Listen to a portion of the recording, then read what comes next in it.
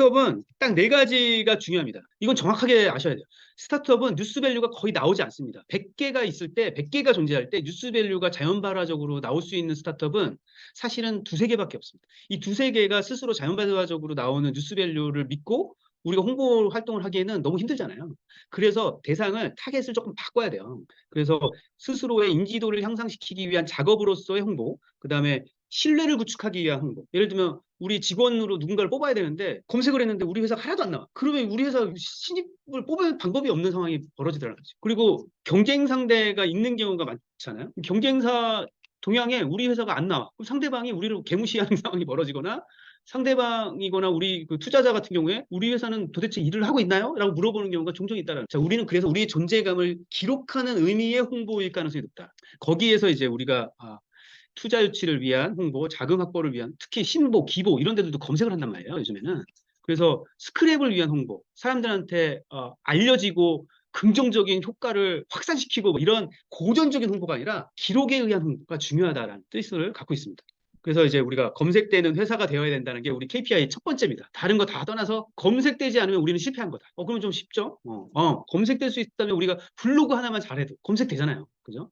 기록을 합시다. 작년과 올해가 하나도 바뀐 게 없어도 우리 사람은 바뀌었고 하는 일이 바뀌었고 세상이 바뀌었고 내 고객이 바뀌었으면 그걸 기록하자. 그 기록되고 있는 상태 자체가 우리의 변화를 만들어내는 거고, 우리가 채널이 바뀌고 있다. 옛날에 제가 10년 전에는 블로그가 대세였던 시절이면, 뭐 7년 전에는 페이스북이 대세였다면, 3년 전에는 인스타가 대세였다면, 지금은 유튜브가 대세라면 글로벌로 나가야 되는 지금 입장에서는 링크드인이 대세일 수 있는 거고, 그 다음에는 뭐 또 다른 게 매체가 대세일 수 있잖아요. 채널이 바뀌면 채널대로 우리가 똑같은 컨텐츠라도 채널에 새로운 기록을 남기기 시작해야 된다는 뜻을 갖고 있습니다.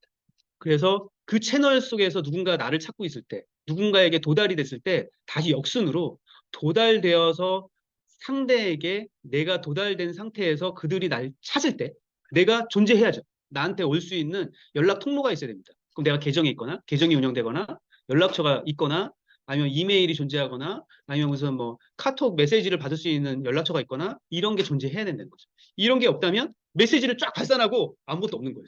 아무런 효과가 없는 거죠. 리텐션이 없어지는 겁니다.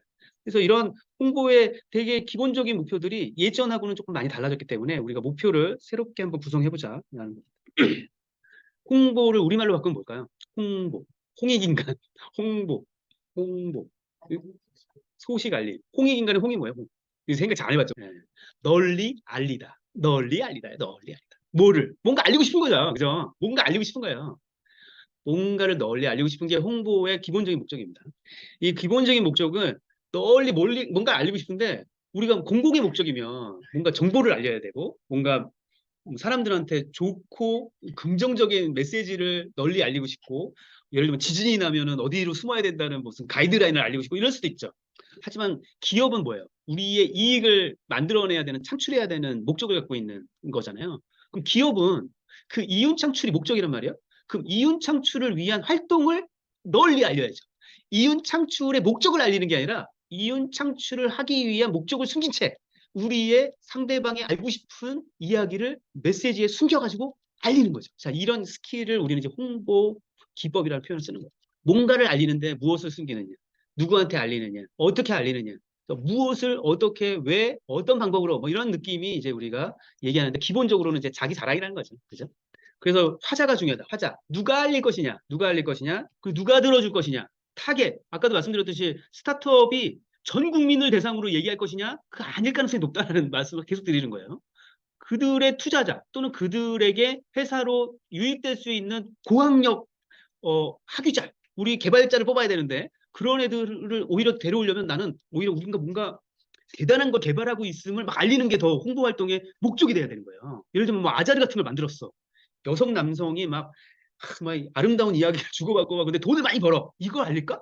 근데 우리는 지금 개발자를 뽑아야 되는데, 우리의 목적이 어느 순간 개발자가 부족해가고 개발자를 막 뽑아야 되는 상황이 됐으면, 그때 홍보 방법은 개발자를 뽑기 위한 홍보 메시지를 개발해야 돼. 들어줄 사람이 있으면 그 들어줄 사람에 따라서 우리의 메시지는 다르고, 그 메시지에 따라서 그 매체는 달라지고, 그 메시지와 매체가 달라지면서 우리는 전혀 다른 메시지 구사를 한다는 거죠. 그래서 그냥 우리가 조선일보에 우리가 나오면 다 좋은 거예요? 아니란. 우리의 홍보 메시지는 조선일보가 모든 걸 해결해 주지 않는다. 우리의 개발자들은 조선일보를 볼 턱이 없다. 그죠? 우리 대표님이 지금 개발자를 뽑자고 얘기했는데 조선일보에 기사가 났습니다. 이게 자랑이 아니라는 거. 자, 여기서 우리가 매체를 조금 더 확산을 우리 머릿속에서 좀 외연을 확장시키고 타겟을 좀 더 정밀하게 가져가면 우리 KPI는 오히려 달성하기가 쉬워질 수도 있겠다라는 생각을 해볼 필요가 있다는. 그래서 옴니 채널이라는 표현을 요즘에 많이 써요. 다양한 채널에 우리가 필요한 것을 재조합시킨다는 뜻입니다. 블로그와 유튜브를 조합할까? 아니면 신문의 인터뷰와 유튜브의 영상 콘텐츠를 조합할까? 아니면 무슨 행사를 만들고 거기에 키노트 영상을 만들어서 조합할까? 그냥 단순히 보도자료 하나 쓰는 게 전부가 아니다는 거죠. 그래서 미디어가 사람들한테 어떻게 받아들여지느냐에 따라서, 그리고 그 미디어의 타겟이 누구냐에 따라서, 그리고 그 미디어가 담고 있는 함의가 어떠냐에 따라서 우리는 다양한 메시지 구사를 할 수 있다는 겁니다.